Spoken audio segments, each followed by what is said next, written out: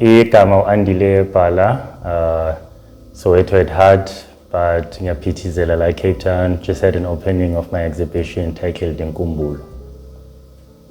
I played soccer my whole entire life. That's the only thing I knew. Then I left Soweto 98, 99. Tamalami took me to the Eastern Cape because umakhulu wami did not have anyone to send to the shops.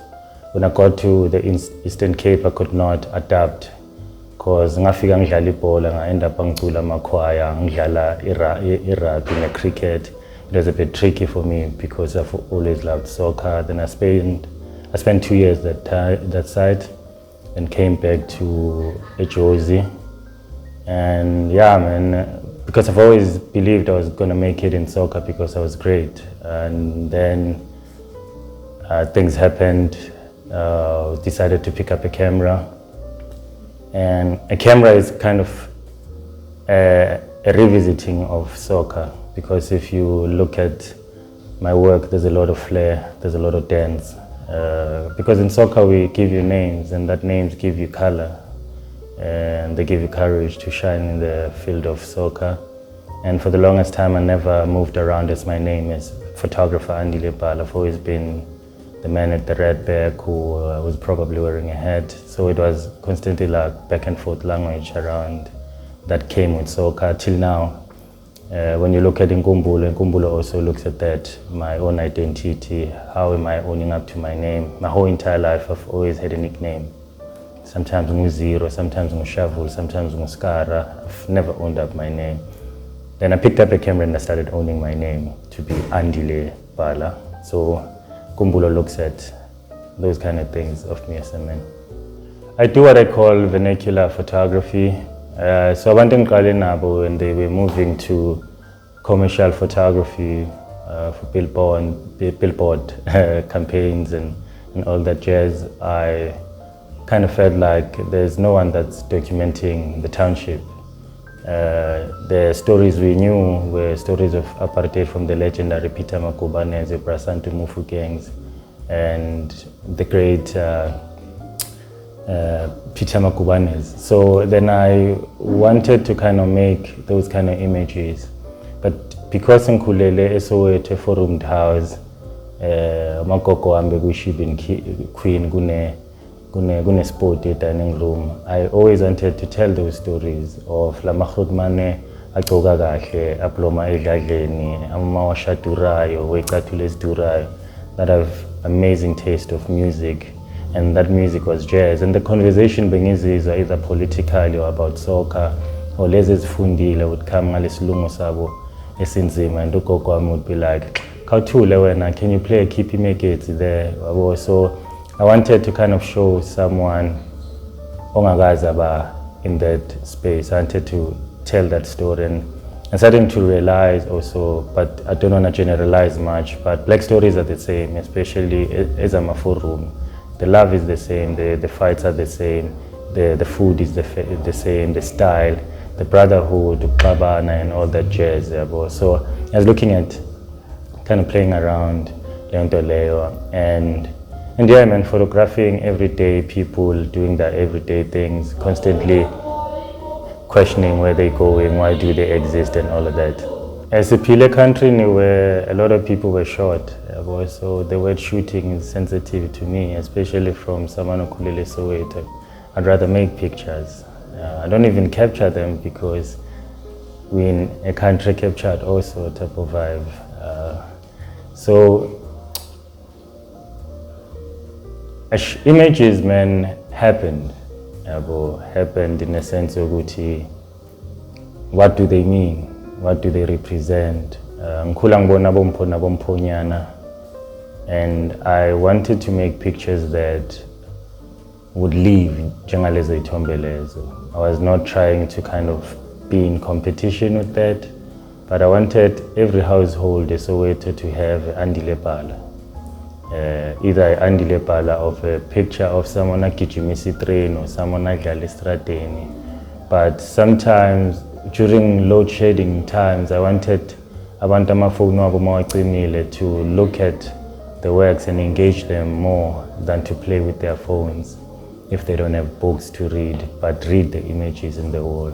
So Itombe for me have always been kind of that idea. I don't want to add on an archive because I'll be putting where those that came before me, it's like ibhakede, nami ngiyafaka kulelo bhakede lelo bese liyavalwa, yabona. I wish those archive, lelo bhakede livulwe, lelo archive lelo likhishwe, because there are a lot of powerful stories and images that were made in South Africa that we don't see them because they are archived. There's certain people that control those images, and those images don't exist. That's why sometimes there's certain conversations that are hard because thathwe lezo ithombe lezo za archive.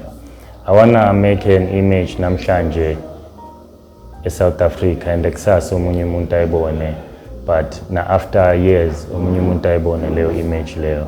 But the tricky thing about image making is that when you make an image namhlanje, when you place it at a gallery, it says something different. When you remove it from a gallery and put it in a coffee shop, it says something different. Mayisusa coffee shop ifake endlini yakho, it says something different. Mayisusa endlini yakho isaka bomngane wakho. So ithombe constantly change. So I'm hoping to make those kind of images, but in one frame, in terms of South Africa as an idea, which if it's Eskom manje or it's load shedding or whatsoever, the image I make, it comes with change. Ayihlali nje ukuthi hey, lasa ugesi, but when we go back to that image, we see the changes that are happening in Mhlabeni. It's like when you look at the idea of women not being safe in South Africa, I don't want to make images in the next 10 years. When you look at them, you still feel like women are not safe in South Africa. I want you to look at that image and say, hey, sibuya fere siyama out mara sifundisanile ukuthi ntwana abosisi baphathwa grand. I lost my brother. I lost my mom 2004. I lost my soccer thing 2009, 8. Then I lost my brother September 2024. So Inkumbulo looks at that, and I got blessed with the daughter, Balelihle. She has a sister, Teo. So in this project, in this show, I'm looking at that 10 years, 15 years grief. I photographed a lot of Abu Mama Besonto. I was looking for my mom, Glabo Mama Labo Besonto. I photographed a lot of Amasester, Gamamai, Abu Mbali, Abu Esther. I was constantly looking for my mom, which women treat us in the same way. Labo Mama basizalayo. Ihasile abiyafana, uthando labo liyafana. Izinto ezinhle abasifisela zona ziyafana. That's how there's constantly images of Isonto within Ispansami. And for the longest time, there's something I've been avoiding, which is my spirituality. Then you start seeing it in some of the images that exist within the space, where I use pillows and white cloths. And the pillows are questioning this idea of comfort. Why do people find comfort in pillows? And some, when they cry, they cry all my pillows at late nights. Some in relationship, they call them pillow talks. And these pillows also, and there's a lot of water within the show that looks at tears, how much of the amount of tears this pillow can hold. So it looks at that, and questioning also Nkolo within this idea of cleanliness is next to God. Is white next to God. A green, a red, sambatho, a blue, a next to Nkulunkulu, and that. So you constantly see that in some of the works I've made. You see soccer, you see me still studying when I was studying as a maker of images. You also see that part of me being alone. So basically my point in this, in all frames that are here are actually portraits of me. I was photographing myself through other Bantu, but there's now a part of me when I turn the camera and I point it to myself, and it's not easy. It's not easy to be vulnerable at camera and point it to yourself. It takes, you can spend 10 days and only get one picture. Still that picture you feel like you're strong enough because you're battling with the so-called perfection mebunayo within yourself and all that jazz. My work is influenced by a lot of music. When I was making some of the last part or the last phase of the images, I was listening to a lot of music, and I remember bumping into one of my favorite artists, Brafeya Faku, and he recently just dropped an album titled Inkumbulo. And when they were interviewing him, he was explaining that Tuguti, he made this work for years, but the whole entire project is dedicated to Abangan Bak, Abantake Ajala Nabo, and all that jazz. And I was struggling to find a name for my project. Then I started listening to that album, and the name is borrowed from the actual album of Inkumbulo, Brafeya Faku. And I wish people could take the sound being used while listening to the music, like whole entire music that have influenced my work. I wish people that are blind can sense and feel. I don't know if people sense or feel, but they can see what I was trying to say when the next person ophamgwa come explain ukuthi kwenzakalani esithombeni. And I wish those that are deaf, they could feel the images through the braille and read what I'm saying in these images. So trying to make images that every muntu could hear, feel, see, even if they don't see. Play a game of closing your eyes and explaining to someone ukuthi kunani nani nani nani, and you let them decide ukuthi it's a trust type of game.